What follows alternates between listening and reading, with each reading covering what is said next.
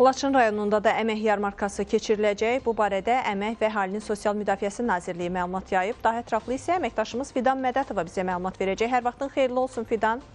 Buyur, səni eşidək. Laçında yarmarka nə vaxt keçiriləcək, neçə vakansiyanın çıxarılması və daha çox hansı istiqamətlər üzrə vakansiyaların çıxarılması nəzərdə tutulur?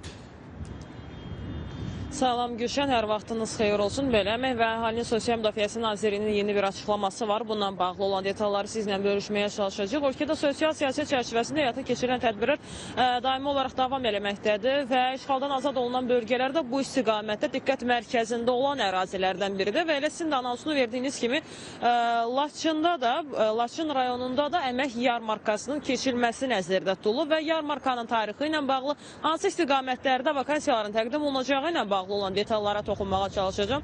Birək Əmək və Əhalinin Sosial Müdafiəsi Nazirliyinin tabeliyində fəaliyyət göstərən Dövlət Məşğulluq Agentliyi və Azərbaycan Hava Yolları Qapalı Səhmdar Cəmiyyəti ilə birlikdə Laçın rayonunda martın 7-sində səhər saat 11:00-dan günorta saat 13:00-dək əmək yarmarkası təşkil olunacaq. Belə ki, agentliyin Şərqi Zəngəzur regional məşğulluq filialının Laçın rayon xidmət şöbəsinin inzibati binasında dəqiq ərazini qeyd eləsək, Laçın şəhəri Heydər Əliyev küçəsi 138 ünvanında təşkil olunacaq sözü gedən yarmarka və qeyd elədiyimiz kimi Əmək və Əhalinin Sosial Müdafiəsi Nazirliyinin tabeliyində fəaliyyət göstərən Dövlət Məşğulluq Agentliyi ilə paralel olaraq Azərbaycan Hava Yolları Qapalı Səhmdar Cəmiyyəti də məhz bu istiqamətdə belə deyək, iştirak eləyəcək olan belə deyək, qurumlardan biridir və bu səbəbdən də təqdim olunacaq vakansiyalar demək olar ki, aviasiya sahəsi ilə bağlı olacaq və 110-dan çox vakansiyanın təqdim olunması nəzərdə tutulur. Bir neçəsi ilə sizi tanış eləmək istəyirəm.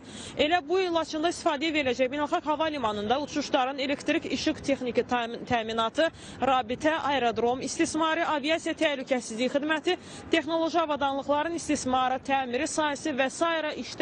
işlər üzrə qeyd elədiyimiz kimi 110-dan çox vakansiyanın məhz bu istiqamətdə təmin olunması, təqdim olunması nəzərdə tutulur. Və bir daha qeyd eləmək istəyir ki, tarixi bir daha xatırladırıq ki, mart ayının 7-sinə səhər saat 11:00-dan 13:00-dək təqdim olunacaq. Bu əmək yarmarkası təşkil olunacaq və vakansiyalar isə demək olar ki, aviasiya sahəsi ilə bağlı olacaq və Laçın şəhərində istifadəyə veriləcək həmin hava limanında olan işlərlə, vakansiyalarla bağlı olaraq əmək yarmarkasında onların təqdim olunması nəzərdə tutulur və bunu təşkil edən qurumda elə Əmək və Əhalinin Sosial Müdafiəsi Nazirliyidir. Hansı ki, elə bu məlumatı da onlar yaymışdı. Əmək və Əhalinin Sosial Müdafiəsi Nazirliyinin tabeliyində fəaliyyət göstərən Dövlət Məşğulluq Agentliyindən söhbət gedir.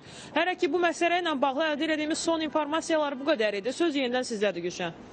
Təşəkkürlər Fidan. Ətraflı məlumat üçün xatırladım ki, bizimlə bağlantıda əməkdaşımız Fidan Mədətova idi.